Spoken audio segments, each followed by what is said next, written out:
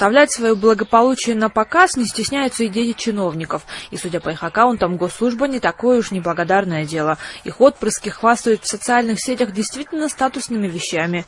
Вот, предположительно, часы швейцарской марки «Хаблот» стоимостью в $43 тысячи. При этом сын заместителя председателя таможни Раимбека Матраимова позирует на фоне бассейна «Инфинити» в сингапурской гостинице, самый дешевый номер в которой стоит $600 в сутки. Подросток также выкладывает фотографии с тренировок в дорогих школах футбола команды «Арсенала» в Великобритании и в Дубае.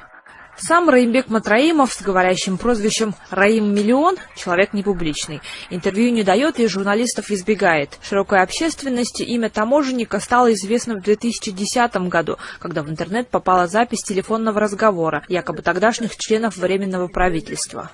Атамбаев в отношении Бекназарова говорил, что это у тебя воры, и я их не допущу к таможне.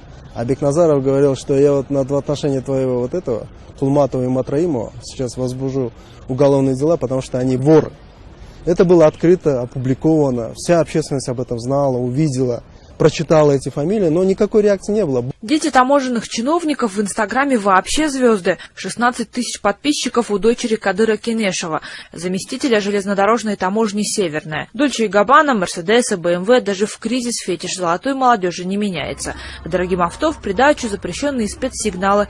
Так дочь таможенника прокатилась по одной из центральных улиц на своей свадьбе.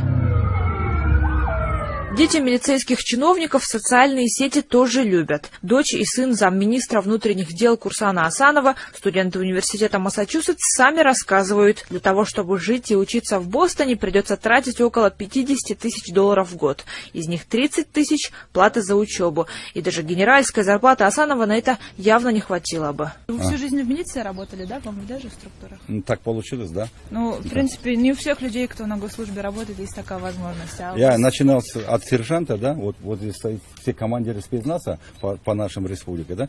Я начинал от простого молодого бойца, дослужил до генерала. Это благодаря Богу, благодаря нашим родителям.